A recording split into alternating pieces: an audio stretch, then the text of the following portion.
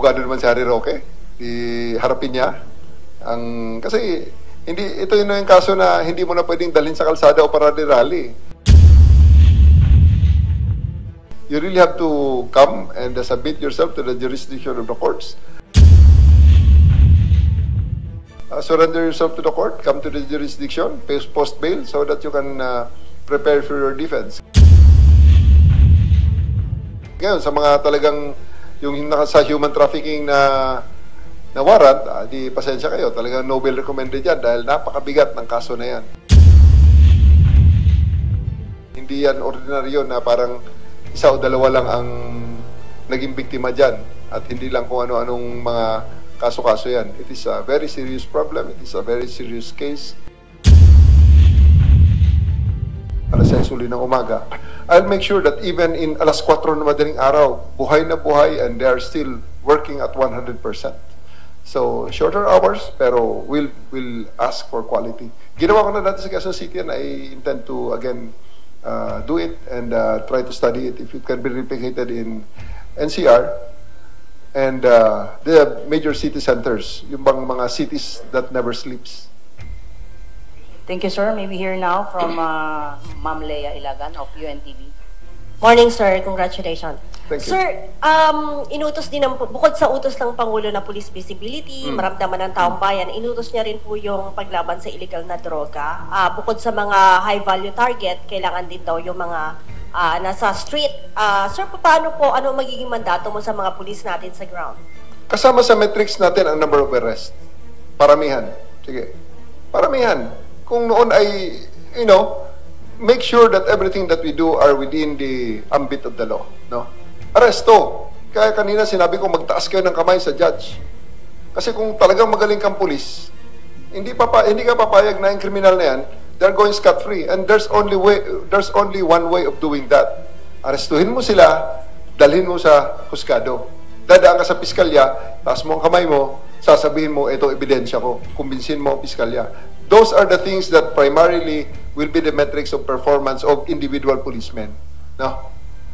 Sir, hindi kaya maabuso naman din ito dahil baka yung iba, dahil sa paramihan, ay mga aresto na kahit itinuro lang at walang sapat na batayan? Yan ang ating napakagandang tanong.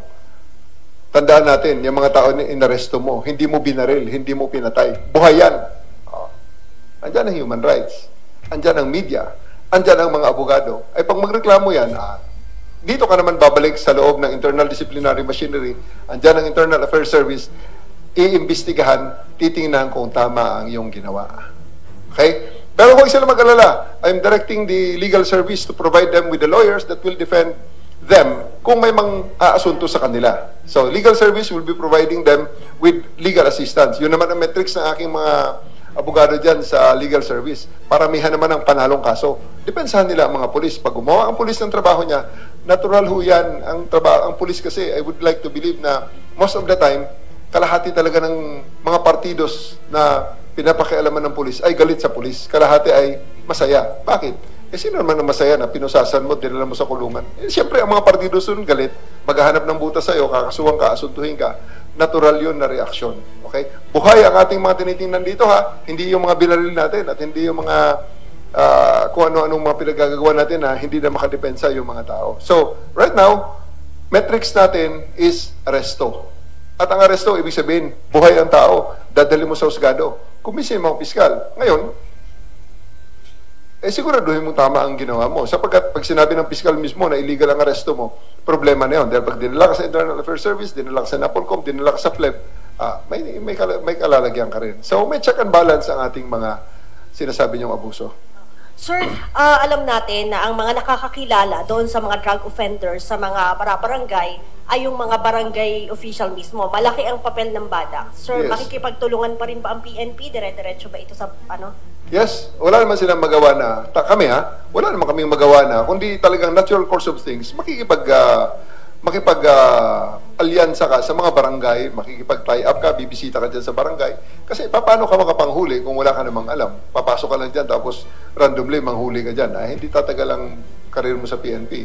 Either matatanggal ka, or masususpindi ka, or talagang wala ka ma-accomplish kasi wala kang base data, which tama ang source, ang sabi niyo, Ma'am Leia, na magagaling sa mga barangay. Thank you, ma'am. May we hear from Ma'am Third Ann Malonzo of Sunstar. Sir, good morning po. Congratulations again. Sir, naging mas matunog po yung pangalan nyo nitong mga nakaraang buwan dahil dun sa mga high-value arrests na kayo po ang nag-lead. Ano pong, under your watch, sir, ano po yung magiging strategy ng PNP sa pag-aresto pa ng mga wanted criminals? Meron tayong dating Bucor Director, Bantag, and dun sa human trafficking pa, sir. Ano pong magiging strategy ng PNP under your watch? All out naman tayo dyan sa ating operations against wanted persons. Talagang tuloy-tuloy tayo dyan at matter of time before we get them. We'll re-examine the base data that we have, kung ano ang mga alam na natin about sa kanila, at tututukan natin yan. We are really very committed to ensure that these people hiding from the law will be brought to justice, at talagang ipabalik natin sila within the bounds of the law. Sir, sa internal cleansing naman, sir, paano nyo po lalabanan yung mga tiwaling pulis sa inyong pamumuno? Yun lang po. Thank you po. Nandiyan naman ang internal disciplinary mechanisms. We just would like ang ating mga kababayan, kung may nakikita kayong mga hindi tama na ginagawa ng ating mga pulis, andyan ang Internal Affairs Service. We are going to strengthen at talagang ifocus ko ang Internal Affairs Service sa investigation and prosecution. Investigation and prosecution talaga, so that when they find probable cause, when they find enough evidence for sa pre-charge investigation to elevate the case to summary hearing, ay dadalhin namin sa NAPOLCOM at doon namin ito try sa NAPOLCOM. So, we'll make sure that everything, professional standards basically ang pagtingin ko dyan. So, may regulasyon tayo on how things are to be done, and may regulasyon tayo on how things are supposed to be. So, any deviation from those standards and regulations, especially dun sa ating 2016-002 na regulasyones, we will deal with it accordingly and in accordance to the books. Thank you, sir. May we hear now from Sir Manny Tupas from Philippine Star. Hi, sir. Good morning. Congrats po. Just to add on dun sa question ni Third, regarding dun sa mga may warrants of arrest, we all know na yung ICC, apart from former President Duterte, may mga balita na meron silang mag-i-issue sila ng mga susunod pa. And we all know na one of those na napapabalita is yung former chief ng PNP, now Senator Bato.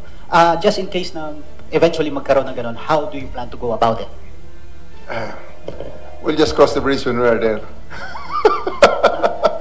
Kasi ang hirap ng pangunahan nun na pag may darating na ganito, may darating na ganun, paano pag wala? Di parang napakahirap naman nun. But obviously, we are also making contingencies na pag may nangyaring ng ganito, anong ating gagawin? Pag may nangyaring ganun ang ating gagawin. So, hindi nga lang siya talaga proper na parang i-discuss mo na kagad at the moment. Nakita niyo naman siguro. You know what I mean? It's really something that has to be acted upon pag andyan na. Okay? We'll make decisions as it comes. Tapos sir, pangalawa lang sir, how do you, yung mga erring police officer, alam natin in the past yung merong, halimbawa, yung mga nahuhuling natutulog or may ginawang natutulog sa duty or may mga nagawang pagkakamali. Ano yung stand nyo sa yung public humiliation of police officers? Gagawin nyo ba yun under your term? Yung magsusurprise inspection kayo tapos papahiyain nyo with the cameras? I don't think that's a very effective strategy. I don't believe that, tao pa rin mga yan. Ang kasalanan niya naman, hindi naman death sentence yan eh. Pero eto, sisigurado ko sa inyo behind closed doors, talagang makakarinig siya at makikita niya kung anong disiplina na ating sinasabi. No, it will be on our, kasi internal, kaya nga tawag internal disciplinary machinery. Wala naman sinasabing public disciplinary, walang ganon. So it's all about internal mechanisms, internal controls, and internal procedures. So, yan, we'll deal with that accordingly. Yung sa Quezon City, no, ako ang district director dyan, senior na namin ang duty hours 8 hours. Ganon din ang gagawin ko ngayon dito sa Metro Manila, na shortened ang duty hours, obviously, kukunti ang mga tao, pero yan, lahat ng makikita nyo gising. Kaya, mortal sin sa aking programa noon, na matutulog ka, dahil 8 oras ka na nga lang nagtatrabaho, tutulugan mo pa. Pag ginawa mo yan, gagawin kong balik sa 12. Sige, balik sa 12, aside sa masususpindi ka. Tingnan natin kung gusto mo nga yun. So, you know, there are systems that are embraced by our people. Gusto nila naman. At we have, you know, this is, kaya nga, teamwork ang tawag nito eh. Bawat isa ay may kanya-kanyang role. And I just would like to believe at na gusto ko rin I would like to believe na ang aking mga tao naman, when they embrace the system, which I think will be very, very justified, equitable, at para just din sa kanila, they will embrace it and they will give it their all. Kaya kasi yun naman ang gusto natin na ang mga pulis natin talagang ibigay ang lahat ng kanilang buhay at lakas sa serbisyong ito. Thank you, sir. May we hear from Mr. Michael Deliso of ABS-CBN, sir?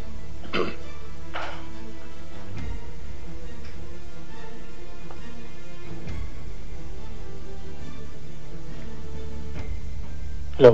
Hi, sir. Balikan ko lang, sir, yung sinabi nyo na magkakaroon ng metric ulit na paramihan ng pag-aresto. Paano po natin matitiyak na mapoprotektahan po yung human rights? Hindi po kasi porke ay buhay yung tao, masisigurado na natin na walang paglabag sa human rights. So paano po natin masisiguro po na andyan pa rin po yung human rights ng mga accused po? Well, obviously, buhay ang tao. Kukuha ng abogado yan. Alam nila kung paano depensa ng sarili na sa human rights in terms of their human rights. At yun nga sinasabi ko, na ang ating Internal Affairs Service will always be open sa mga reklamo ng ganyan, paglabag, pag-abuso, yung mga pagmamalabis sa tungkulin. Natural yun na huhulihin ka kung ikaw ay nakita ng pulis na meron kang, you know, may nakitang basehan ng pulis ng pag-aresto. Andyan eh. Andyan. May rule sa warrantless arrest.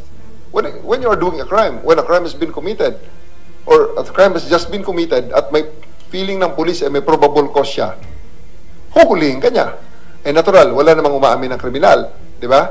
So, sasabihin nila, hindi, walang probable cause ang pulis. Hindi na natin pag-awayan sa kalsada yan. Pag-awayan natin sa loob ng internal disciplinary machinery, magreklamo ka sa IAS, papakinggan namin ang inyong mga hinaing. Iimbestigahan namin ang inyong sinasabing pagmamalabis o paglabag sa inyong karapatang pantao, and you can choose the forum where we will bring it. We can bring it to the pleb. We can bring it to the NAPOLCOM. Kasi ang NAPOLCOM talagang katuwang at kapartner natin yan. Andyan si Attorney Ralph Calinisan na katuwang natin na maghuhusga kung nagmalabis ang pulis o hindi. Dadalhin namin siya kay Attorney Ralph Calinisan at si Attorney Ralph Calinisan ang magsisintensya sa kanya. Sir, isa pa po, you are highly regarded po sa pag-aresto po sa mga high-profile cases. Meron pa po tayong isa yung sa warrant of arrest na in-issue ng Pampanga Court over human trafficking dun kila Cassandra Ong and Harry Roque. What's your mandate on this? And ano po yung mensahe nyo sa kanila? Over 51 na kami. May 49 pa. Kaya medyo mahaba pang labanan to, mahaba pang trabaho pa. As of yesterday, nung isang araw, 2 weeks ago, nakuha natin yung isa, pangalawa. I just really, I would like to say na this is a case, a valid case, pending before our courts. Abogado naman si Harry Roque. Harapin niya. Kasi, ito yung kaso na hindi mo na pwedeng dalhin sa kalsada o para rally. You really have to come and submit yourself to the jurisdiction of the courts and make your case and give your arguments regarding your case. So just surrender yourself to the court, come to the jurisdiction, post bail so that you can prepare for your defense. Ngayon, sa mga talagang yung sa human trafficking na warrant, di pasensya kayo, talagang Nobel recommended yan dahil napakabigat ng kaso na yan. Hindi yan ordinaryo na parang isa o dalawa lang ang naging biktima dyan at hindi lang kung ano-anong mga kaso-kaso yan. It is a very serious problem. It is a very serious case that they have committed, and it was already established by the prosecution service that a probable cause is sufficient, so that information will be filed on them in the proper court, and the court was convinced of the information. That's why they issued the warrant of arrest. Sir, singit ko lang po. Kumusta po yung plano na makipag-coordinate tayo sa Interpol on Harry Roque po? Standard naman yun. This is a whole government approach. The DFA is canceling his passport and the other accused so that they will not be able to travel freely at sila ay maibalik dito sa bansa. So, Interpol is just one of the many mechanisms that we can use and we can harness, we can tap para sa pagbabalik dito, sa repatriation niya rito sa Pilipinas. Thank you, sir. May we hear now from Mr. Jun Veneracion of GMA7, sir. Chief, congratulations. Unang-una po, doon po sa 3-minute response time ninyo, ano po magiging to comply with that policy ng 3-minute response time? At in the same manner, ano rin naman po ang gagawin doon sa mga commander na magagawa ng maayos yung direktiba ninyo, Chief? Alam nyo, I come at I'm very, very lucky that I come in a time na napakarami ng mga qualified commanders. So, napakarami ng qualified commanders ang mga nasa middle level natin ngayon. Ang isang klase o isang batch na nagsasabay-sabay, like to tell my people, give your best. Because kung hindi nyo kayang gawin pag hindi nyo kayang gawin ang misyon, may ipapalit sa inyo na magsusubok din na gawin ang misyon. So, everybody should be in their toes because the standards will always be set by the Chief PNP. And I want them to be better than me. They should be better than me. They should be mas malakas sila kaysa sa akin, mas adept sila kaysa sa akin, mas active sila kaysa sa akin, that's why I want them to, especially the top echelons, the senior officers, the regional directors, and the provincial directors, to actually directly engage with the media. Ang media, i-call out ko ang PD, bakit akong hinahanap nito, ikaw nandyan. Anong ginagawa mo dyan? So, solving ko ang problema mo, pero aalisin kita. Papalitan kita ng iba na hindi na makakarating sa akin ng problema because, it's just basically proper management. Otherwise, kung ang lahat ng problema is centralized dito sa Krame, ay anong gamit ng mga mid-level at saka senior officers natin dyan sa field? Okay, so that's also the standing challenge for them. They have to make sure that they solve the problems within their area of responsibilities. Meron po ba yung 1 strike, 2 strike, 3 strike? We'll talk about it sa aking command group, sa mga policy makers natin dito sa Krame. Together also with the NAPOLCOM, we'll consult the NAPOLCOM regarding those policies para sigurado natin that everything that we do will be done within the ambit of the law. Thank you, sir. May we hear now from Mr. Mark Macalalad of DCWD. Hi, sir. Good morning. Congratulations po. Sir, core pillar number 2, yung accountability and modernization. System, palakasin yung investigative tools. What needs to improve sa PNP? Do you plan to procure additional body camera since magkakaroon tayo ng metrics ng paramihan ng huli o kung hindi man body camera, ano po yung nakikita nyo na dapat maidagdag pa? Well, as of the moment, I'm very, very grateful sa legacy na iniwan ni General Marbil. Napakarami ng mga procurement na ginawa namin during his time at napakagaganda ng mga teknolohiya na ating ginagamit sa ngayon. So, first and foremost, before procuring new equipment, before spending on equipment, we will make sure that the current equipment that we have will be maximized to the fullest. No? Kaya andyan yung ating mga regional directors ngayon, bukas, at yan sa ating likuran, ang mga katuwang ko na mga directorial staff, especially the Director for Operations and the Director for Intelligence, who will make sure na si General Salvador sa Operations, si General Lopez sa Intelligence, will make sure that everything, all the infrastructure that we have will first be maximized. Andyan ang body camera natin. We want 100% utilization of the body camera. We want to make sure that 100% ang utilization nito mga radios natin, ang communication equipment natin. Tapos, yung mga nandyan sa ground na mga equipment na owned by the local government will also be harnessed. Like, sa maraming mga cities and jurisdictions, may mga CCTV, including the MMDA. So, kasama yan sa ating mga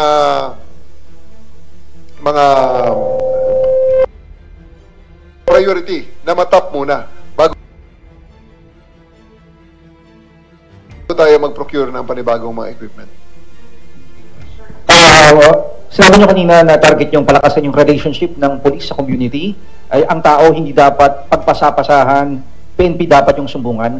Paano po yung plano nyo dito? Kasi several PNP chief na dumipas, lagi yung plano talagang ilapit yung community sa PNP. So what will be the difference this time? Well, at the outset, yung ating kasing sinasabi na metrics ng mga huli-huli na yan, natural yan na ang pinakagagawin ng pulis yan. It goes without saying that they have to really closely coordinate with the barangays and the local government units para sa base data ng information kung sino ang mga loko-loko dyan sa community or sino dyan ang mga dapat hulihin at dalhin sa rehabilitation. So, at yung sinasabi natin na ayoko silang pinagpasapasahan, I want that when somebody goes to the police station, lalabas siya na na-resolve ang kanyang problema. Okay? Kung yan ay hindi kayang resolusyonan ng police station, like nakita ng police, ay hindi ho namin problema yan kasi hindi ho concern ng police yan, ay DSWD ho yan. Ang gusto kong gawin ng police yan, sakay po kayo sa patrol car, dadalhin namin kayo sa DSWD, i-endorse po namin kayo doon sa DSWD. Ito po, DSWD po. Nandito na po tayo sa DSWD. Sir, ma'am, from DSWD, ini-endorse po namin sa inyo ang tao na ito at pakitulungan nyo po. Kasi ang tingin namin, ang kanyang kailangan, ang kanyang concern ay DSWD. Hindi namin sasabihin sa kanya na, hindi ho namin trabaho yan. Pupunta po kayo doon sa ganitong ahensya. Hindi ho po pwede yan. Okay? Unless sasabihin ng tao, sige po, kaya na ho namin na pumunta doon at kami na hong bahala. Okay? Because not everything that goes into our doorstep sa PNP, sa mga police stations natin, ay talagang nare-resolve or within the ambit ng Philippine National Police. Baka hindi misinform lang ang mga tao na pumunta ron, hindi naman pala talaga trabaho ng police, kundi some other agencies. In that case, ang kailangan gawin ng police, ang police mismo ang maghahati doon sa ating kliyente, doon sa ahensya na makakatulong sa kanya. So, hindi natin siya pinagpasapasahan na punta kayo rito sa ganito, punta natin sa ganito. In the same manner na ganito ha, ito, sasabihin ko na agad, liwanagin natin, alam ko nanonood yung mga lower units natin. May nag-report sa inyo sa isang istasyon at nangyari sa jurisdiction ng kabilang istasyon. Wag na wag niyong gawin, mga kasama sa PNP. Wag na wag niyong gawin, Station 14 po yan. Station 12 po kami. Punta po kayo sa Station 14. Pag may gumawa sa inyong pulis yan, text nyo ang crack. Yung i-report nyo sa 911, gamitin mo na natin yung 911. Lalagyan namin ng option yan na for other kinds of reports, press this. Kukunin namin yan, alamin namin kung sinong pulis yan, i-retrain natin, asuntuhin pa natin kung nakakita namin kapabayaang malaki. Kasi ang dapat gawin, kung ikaw, Station 12 po ito, area po ng Station 14 yan.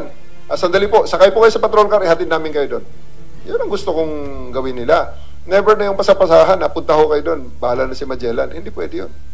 Okay? Thank you, sir. Same goes with yung mga boundaries kasi di ba may mga boundaries sa cities. Totoo po yun, Chief, kadalasan nangyayari na pag may nagsumbong talaga na napapasa. So same goes with the boundaries. It goes with everybody from substations to police stations to cities to probinsya to municipalities. It goes without saying na lahat sila ay dapat oras na may lumapit sa kanila, hindi nila bibitawan unless na merong tamang resolusyon na ibinigay ang pulis doon sa problemang yon. Okay? Thank you, sir. May we hear now from Sir Patrick De Jesus of PTB4. Chief, good morning po and congratulations po. Baka lang po, sir, may mensahe kayo doon sa mga bashers po sa inyo pong pagkakatalaga bilang PNP chief. At sinasabi nga raw po nila ay ito raw po ay part of reward sa inyo. This is a free country. Kaya nga, yung mga bashers natin, natural yan. They are welcome to voice out their opinions, air their criticisms. Walang problema yan. Tanggap natin yan at tayo natutuwa na may feedback tayong nakukuha sa ating mga kababayan. Isa lang naman ang reminder dyan, just like goes for everybody, it goes to you and me, na we have to do it within the ambit of the law, within the bounds of the law. And sa amin dito, dagdag pa sa mga pulis lalo, we have to do everything within the bounds of decency. Okay? We have to do everything within the bounds of decency. Siguro, Chief, ano yung gagawin ninyo or ano yung ipapakita ninyo para mabago yung komento sa inyo ng mga tao pong ito? Wala naman tayo kasing control sa kung anong sasabihin nila sa atin. Always, sabi ko nga, ang pulis, di ba, pag magtrabaho tayo, 50% ng, parang judge din may mga judges akong kaibigan na nakakausap 50%, most of the time, 50% of the client is always not happy with the outcome. Kasi sino nga naman ang maging happy dyan? Isinintensya mo ng kamatayan yung tao, alam nga namang matuwa pa sa iyo yan. Di ba? So, lahat yan. Pero ang sa atin yan, kahit hindi sila natutuwa, dapat matanggap nila na ito ay kailangan at ang pulis ay tama ang ginagawa. Ngayon, kung despite all that, they will still criticize us, wala namang problema. They are always welcome to get their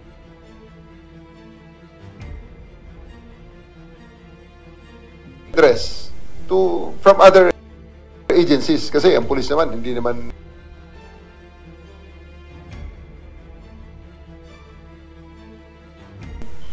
and all be all yan. Hindi man absolute ang power niyan. Napakarami ng disciplinary machineries at naman nag-exercise ng oversight functions sa PNP. Chief, panghuli na lang po, mayroon pang appointment ban dahil sa election period. Pero kapag natapos po yun, mag-expect po ba tayo ng reshuffle po, malawakang reshuffle po? Lalo sa command group. Well, you know, yun nga sabi ko everything, all the appointments that we are doing or will be doing will be merit-based. Kasi kailangan talaga, wala nang yung pabor-pabor, yung mga ganon. We have to be merit-based. There's a reason for everyone he's bringing something into the table. Hindi yung dahil kaibigan lang natin siya, o dahil class ganito lang siya, or dahil ganito lang dito siya nanggaling. Hindi ganon. So, on your question whether I'll do the reshuffle, may mga changes siguro. Ay, definite naman yan na may mga changes kasi may unang-una may mga magre-retire. Di ba? So, may mga konting direction tayo although we are still continuing on the direction left by General Marbil. May mga additional challenges na presidente, may mga bagong direktiba which makes it imperative for us to adjust accordingly. So on the positioning ng tao, meron siguro may mga konti, pero it's not anything na earth-shaking na parang kagila-gilalas na pagbabago. Walang ganun. May we hear now, sir, from Sir Lloyd Kaliwan of Philippine News Agency. Good morning, Chief. Congrats po. Chief, follow-up lang doon kay Patrick. May napupusuan na ba tayo from as a CIDG Chief? Napapalit sa inyo? Pwede ko ba sabihin dito? Wag naman. Mas maganda. Wait for the order, okay? Wait for the order. Mas maganda yun. Kung nandito na po. Magagalit si Gino. Hindi ka na siguro pag mag-flash yan, patay na tayo. Pag nag-flash ang aking PIO, patay na tayo. So possible, Chief? Nandito ba, Chief? Ano no? Sabi niya, wait for the order na lang. Kayo talaga, oh. Thank you, sir. Pero Thank you, alam sir. niyo kasi. May we hear now from Sir O, patayin nyo na nga eh.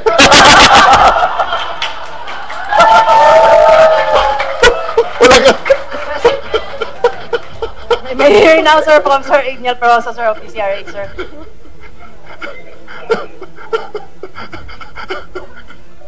Hello. Chief, good morning at congratulations. Congrats din, ma'am. Pwede na ba mag-congrats? Nakalive pala, sorry. Susundan ko lang yung mga naunang tanong. Alam natin na political dapat ng PNP, pero hindi maiwasan talaga may mga komento yung political opponents ng current administration. May dapat ba sila, sir, katakutan under your leadership or ilagan? Mayroon bang any special assignment coming from the President himself in connection, sir, sa mga ganap ngayon sa politics? The special assignment from the President is to serve the people with the best of our abilities. And we're going to do that. Now, kung kinakatakutan, matakot silang gumawa ng labag sa batas. Because ang labag sa batas, yun naman talaga ang katakutan natin. Everything should be done within the ambit of the law. Pero aside from that, yun na nga Sa bagong Pilipinas, ang gusto ng pulis, ligtas ka. Ano nakakatakot dun? Di ba? So, ligtas din sila, sir? Ligtas sila. Huwag lang silang gumawa ng mali, di ba? Kasi hindi sila makakaligtas. Sir, nabanggit mo kanina yung 911, tama ba? Gagamitin na rin natin yung 911 bilang hotline para sumbungan din ng airing cap, sir. I'll be talking to the company that maintains 911, the group that maintains 911, to add additional menu para yung reklamo na, sir, sabi ni General Torre, hindi kami pagpapasapasahan. Tingnan mo nga naman to. Nag-report kami sa ganitong munisipyo. Sabi daw, sa kabilang munisipyo daw yun. Pinapupunta kami ron. Kasi unang-una kaya pumunta ang ating kababayan dyan sa munisipyo na yan or sa police station na yan, dahil yan ang convenient sa kanila. Okay? Pag inipinasa natin sa kanila, pag ipinasa natin sila doon sa iba pang police station, baka makakaabala sa kanila dahil unang-una, kaya ka sila pumunta dyan dahil malapit. So, it will be imperative upon us because we are the Philippine National Police.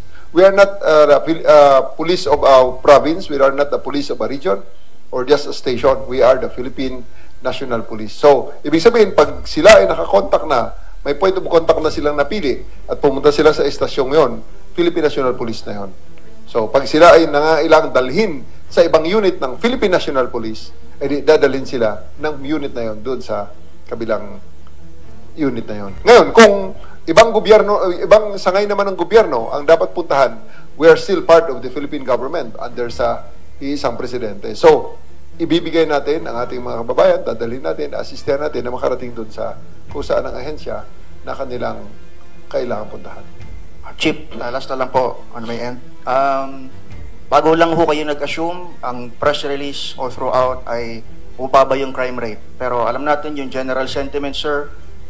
I don't know kung sa social media lang, pero even yung mga foreign offices or yung mga embassies, sir, naglalabas ng advisories warning their citizen na medyo mag-ingat. Ano ba, sir, talaga yung status ng ating peace and security, and sa inyong liderato, anong magiging recalibration siguro para mas maramdaman ng tao, online man or sa reality, yung sinasabing wababang crime rate, sir, sa bansa? Yan ang current challenge talagang malaki ngayon. Ang possibility na kahit na ano pang sabihin natin ay pwedeng skew at magkakaroon ng ibang meaning. Pero sa atin naman challenge nga yan. Kaya nga challenge yan. Hahanapin natin solusyon. Kukumbinsihin namin kayo na bumababa nga ang crime rate at yun ay sa pamamagitan ng pagsigurado na ito ay inyong maramdaman, makikita at inyo talagang maisabuhay at makita nyo talaga sa inyong mga paligid na talagang you will feel safe, bumababa ang krimen, at talagang kayo'y mas matibasay ang inyong kalagayan kaysa sa yung mga sinasabi na there is a crime wave or what. Okay? So, bottom line dyan, kukumbinsihin namin kayo based on our actions. Thank you, Chief. Congrats Salamat, po. sir. May we hear from Sir Francis Falbe of Billionaire News. Hi, sir. Congratulations. Yes, sir. Sir, follow-up lang po dun sa question ni Edniel. Sir, isa po sa solusyon natin na para maipakita sa international community yung safety is yung pag-enforce po natin ng police visibility sa BGC at saka sa iba pang area. Sir, does this work? Palagay niyo po, ito po yung maganda at konkretong solusyon para dun sa agam-agam na pinapakita po nitong itong South Korea, tapos yung Amerika at iba pang bansa at natingin po ay hindi ligtas sa ating bayan. Magandang challenge yung BGC. First and foremost, it is a private enclave, although may mga public roads din sa loob niya na dumadaan. Pero ang bottom line dyan is we have to hear and listen to the voice of the people. Kung anong sinasabi dyan na natural yan, makita natin, isinulat pa talaga ng mga embassies na may mga advisory sila. Kasi nga, yun ang naramdaman nila. Yun ang boses ng taong bayan. Yun ang challenge namin ngayon. Kung paano namin ma-overcome yan or paano namin masolusyonan, matugunan ang kanilang mga hinaing na yan. As to police visibility, yes. Kasi nga, ang isang gusto kong gawin nga, I'm really not a fan of PCPs. Ang paggawa ng mga PCPs. I really don't believe in those PCPs, police community precincts na nagiging tambayan ng pulis, okay? Ganun lang talaga yan. Ang bottom line dyan is that is a fixed structure na pag iniwanan mo, iba ang tingin ka agad yan. Kung maglagay ka ng tao dyan at any given time, may 2 tao, tinawag na mag-responde yan. Aalis ang tao at magre-responde. For whatever reason, kahit na ano pang rason mo dyan, pag nadaanan ng media na itong PCP na ito walang laman, explaining ka na naman. Now, and I really don't believe na hindi ako masyadong naniniwala generally sa efficacy ng ganyang lalo yung mga police boxes. Because ang mangyayari dyan is maiiwanan at maiiwanan. No? That's why rather than stay in a police box, I would rather have the police walk their beat. Hindi naman mahaba ang 8 hours. They have to stand on their beat. Kung gusto nilang magpahinga ng konti, pasok sila sa convenience store, bumili ng inumin nila, which yung mga police beats, will be studying if we can give the pangmaliit na mga allowances, small things, so that when they do their job, they don't have to pull out money from their pocket to keep for their upkeep, no? So if we cannot give them the support in kind, we will give them the support in finances siguro, para kahit saan sila makarating sa kanilang beat, habang sila naglalakad, may makita silang karinderya o sari-sari store, pwede silang kumain, no? And yun nga, unless na ang isang PCP ay mayroong investigation, yan ang susi dyan eh. Kung nag-iimbestiga yan lang ang mariretain. Pero kung ang PCP ay pag pumunta ka dyan, sasamahan ka sa responde, at pagkatapos after that, dadalhin ka sa istasyon, hindi doon sa PCP na yan kasi wala namang investigador. I think yun ang mga candidates para sa deactivation, which we have done in Quezon City before, in 2005. Yung mga nasa mga gilid-gilid sa bangketa, wala eh. So, ang sa atin dito, ang mantra na gusto kong gawin dito, na aside from the police na visible sa kalsada, I would like to emphasize na gusto ko ang pulis na sa telepono ng mga tao. No? Parang, wag nyo na kaming hanapin sa mga presinto, sapagkat kami ay nasa inyo ng mga telepono. Dial 911, darating kami sa loob ng 3 minuto. Yan ang gagawin natin. Gusto kong memorize ng mga bata natin yan. So, pag may nangyaring insidente, huwag ka na maghanap muna ng pulis kung wala kang nakitang pulis sa immediate vicinity. Tingin sa telepono, dial 911, kung saan ka man nakatayo, dapat may pulis na darating dyan sa inyo sa loob ng 3 minuto. Promise, August 8, sa ating Police Service Anniversary, i-demo ko sa inyo kung paano gawin yan sa buong Metro Manila. Agahan na natin ang demo, sasabihin ko na sa inyo. Tatanungin ko sa iyo, hihilingin ko sa inyo, maghanap na kayo ng kaibigan nyo na pwede nyo tawagan. Pupuntahan ka ng pulis lang, tetestingin natin On the spot, bigyan nyo sa akin ng pangalan, bigyan nyo sa akin ng address, allow us to dispatch yung pulis na pupunta sa inyo, and start the time. Dapat 3 minuto, makikita natin dito ang itsura ng inyong, kung sino man yung kaibigan mo na yan na tinawagan mo. Sabay-sabayin natin mga 4 para may partida, kasi ang isang responde parang napakadali. 4 na responde sabay-sabay sa buong Metro Manila. Kaya natin yan. And hatiin natin ang screen na yan sa 4. Andyan yung inyong mga pinarespondihan. Pwede yan, yung inyong mga, ang isang mga naisip ko nga dyan sa mga media, yung inyong mga mobile. Tago nyo, basta nasa medyo road lang. Kasi ibang usapan naman yung hahanapin ka namin. Ibang usapan yun. Gagamitan kita ng life and heartbeat monitor para mahanap. Diba? And for that, pag nagtago ka, mga 16 days. Hindi pwede yung 3-minute response doon, ano ba? Ibang usapan naman yun. Thank you, sir. Thank you, sir. Sir, nabanggit niyo lang, sir, kanina po, nawala ako dun sa heartbeat eh. Sir, nabanggit niyo po kanina yung pagbabago ng modernization. Sir, isa rin po sa problema natin yung mas malaking mga cybercrime, sir. Mas madami. Yes. So, may mas bago po ba tayong approach para Totoo yun. The anti-cybercrime group is really is doing a very good job, no? Kaya lang, alam nyo naman, yung knowledge mo ngayon, parang telepono rin lang yan. Bibili ka ng iPhone ngayon, 6 months later, may bago na naman. O, di ba? So, ganyan din ang knowledge. Alam na natin paano solvein itong ganitong problema. 6 months later, meron na namang bagong modus operandi. Although, yan ang rason kung bakit kailangan on the edge palagi yung ACG natin. Yes. Nare-recognize natin na napakalaki ng nangyayari sa ekonomiya natin, mga krimen, na mga ginagawa dyan sa cyberspace. So, ang ating mga kababayan, we are strategizing. Actually, meron na tayong mga operational plans dyan. Baka kailangan nating konting i-repurpose, may mga units na i-repurpose natin, or i-re-evaluate natin ang mga direksyon na ating ginawa para ma-ensure na ang ating mga kababayan, habang nagbabago ang modus operandi ng mga kalaban natin, ay nagbabago rin ang modus operandi, nagbabago din ang responde natin, para palagi tayong nauuna sa kanila at siguraduhin natin na mapigil sila. For our final question, sir, may we hear from si Jermark Dagala from Radyo Pilipinas, sir. Sir, good morning po and congratulations. Sir, ang unang magiging when namano ninyo is yung upcoming parliamentary election sa farm. Kontento po ba kayo dun sa kasalukuyan latag o meron pa kayong gustong idagdag po sa security plan po doon? Well, andyan naman ang ating DO. I'm very, very confident na kayang-kaya ni General Salvador yan. As of now, nandyan naman kami sa preparation yan.